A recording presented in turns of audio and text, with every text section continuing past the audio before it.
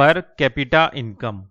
Per capita income का definition है कि जो ग्रॉस नेशनल इनकम है देश का, है ना, किसी भी देश का अगर पर कैपिटा इनकम निकालना है तो उस देश का जो ग्रॉस नेशनल इनकम है उसको हमको डिवाइड कर देना है उसके पॉपुलेशन से।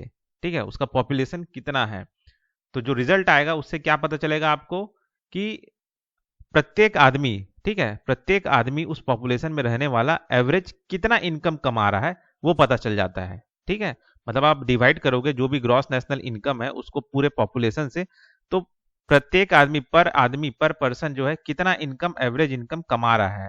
ठीक है, उसी एवरेज इनकम को ही हम कहते हैं पर कैपिटा इनकम। ठीक है, और ये जो जीएनआई का मतलब होता है ग्रॉस नेशनल इनकम है। ग्रॉस नेशनल इनकम का फुल डेफिनेशन है आपका sum of GDP plus net income from abroad.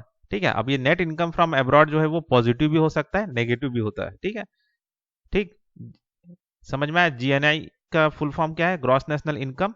Definition है आपका sum of GDP plus net income from abroad. जीडीपी मतलब जो भी total value of final goods और सर्विस देश में एक साल के दौरान में हुआ है, ठीक है, उसका जो मॉनेटरी वैल्यू है, जो भी गुड्स और सर्विसेज एक साल के दौरान विद इन अ कंट्री, ठीक है, प्रोड्यूस हुए हैं, उनका जो भी पैसे के टर्म में मॉनेटरी वैल्यू है ना, तो वो वैल्यू को हम कहेंगे विद इन अ 1 ईयर, एक साल के दौरान ये सब बनाए गए हैं उसका मॉनेटरी वैल्यू।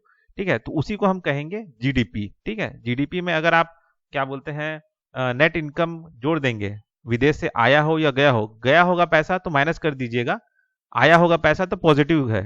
ठीक है, तो उससे क्या निकल जाएगा आपका, दोनों को अगर आप ऐड कर देंगे तो GDP plus net income from abroad, तो आपका जीएनआई निकल जाएगा, ग्रॉस नेशनल इनकम। अब उसी जो ग्रॉस नेशनल इनकम है उसको आप पॉपुलेशन से, जितना आबादी उससे आप डिवाइड कर देंगे तो आपका निकल जाएगा पर कैपिटा इनकम। मतलब एवरेज एक आदमी कितना रुपया कमाता है उसे हम कहते हैं पर कैपिटा इनकम। तो ये हो गया पर कैपिटा इनकम।